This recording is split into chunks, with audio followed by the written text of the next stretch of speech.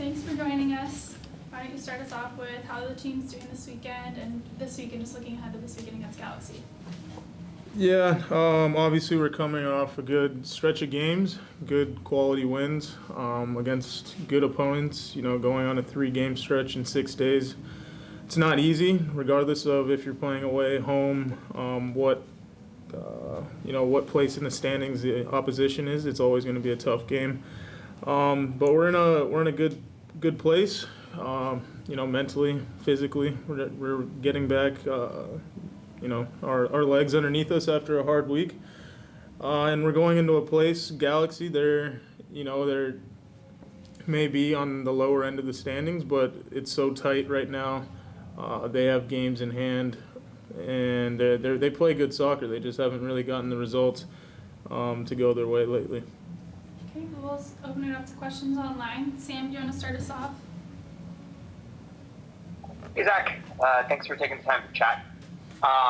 Like you said, it's been a good run for the team. The Timbers aren't necessarily strangers to strong late seasons runs like this.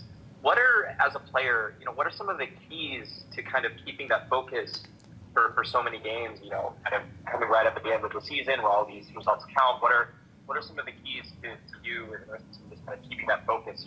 With all of these games in such quick succession. Yeah, I think. Since I've been here, we've kind of just gone on the run at the end of the season, including last year. I don't know if it's like a team mentality thing that everyone just inherently switches and realizes like it's time to get serious kind of thing, which isn't a good thing because last year we didn't qualify for the playoffs based on decision day. So I think, right now we all know it's, with the firing of Gio and everything, we know it's a serious time where people have to start performing on the field and not just performing but getting results. I think the Miles and the rest of the coaching staff has done a good job implementing what they thought needed to change, and I think the team, winning solves everything in that regard in terms of buy-in into a new philosophy or coaches, and we're just in a good spot right now. Thanks. Just a quick follow-up, speaking specifically of the Galaxy this weekend, they're also dealing with injuries, some players out. What are the key areas that you and the rest of the defense are kind of focusing on and preparing for Saturday?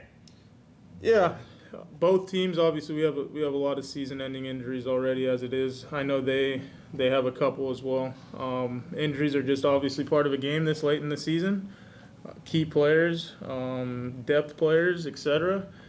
But Galaxy did a good job in this summer window and added a lot of good quality players and Michael Barrios, Fagundes, Billy Sharp. Billy Sharp's a proven forward in Europe. He scored a lot of goals over there. He's a poacher. He scored a hat trick with the Galaxy not too long ago. So just kind of trying to always be aware of where Billy Sharp is because his movement's really good. He's a proven goal scorer. He knows where to be. So it's going to be really important for me and Dario and on set pieces to know where he is at all times. Jeremy, go ahead.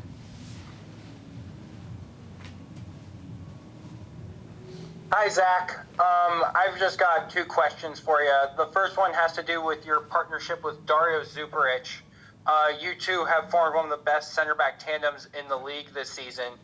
So I'm just wondering how you guys came to, I'm trying to find my words here, how you guys developed that chemistry and how you brought it onto the field. Yeah, we're really close on and off the field. Like we call each other Budas, which is brother in Croatian. That's what we call each other. But I think it really just comes down to us having kind of that same mentality. He has a warrior mindset. I have a warrior mindset. Of regardless of if we're losing, if we're winning, we're always going to go for every header, every 50-50 ball. We're going to put our bodies in challenges, which you see Dario do all the time. He puts his head in places that a lot of other players wouldn't, and we both just are, kind of try to preserve the shutout or the lead in any means necessary, and we're willing to put our bodies on the line. And I think we really understand each other's tendencies. Like, I know what he's thinking when he's going to step or not step for a ball. I know he's covering me when I'm going up for a ball. I think we just both, formed a good partnership this year just because we understand each other a lot and we understand each other's tendencies and mentality. Thanks. And my last question has to do with just something I've seen over the past couple games. In both of your last two games, right after a kickoff, you have conceded a goal to the other team. And I'm wondering what you think went wrong in those moments and how you can work to fix it. Yeah, it's definitely something we've addressed. We addressed it today in video. But I think it's just, especially I'll talk about that Colorado game in specific. We were controlling the game before we scored the first goal. We scored that first goal. We still felt like, there was another goal to be had. We scored that second goal, and I think the team kind of just slowed down and thought just because they're in last place in the Western Conference that they were gonna, kind of shut off, let us have whatever we possession-wise, or if we wanted to score at will, we'd score at will.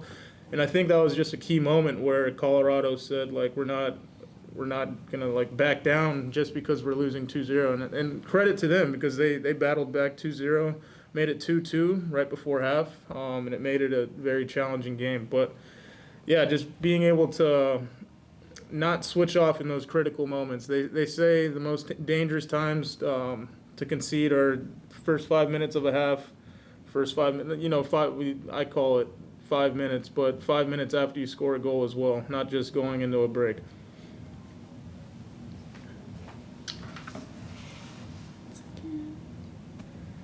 All right, do we have any more questions online?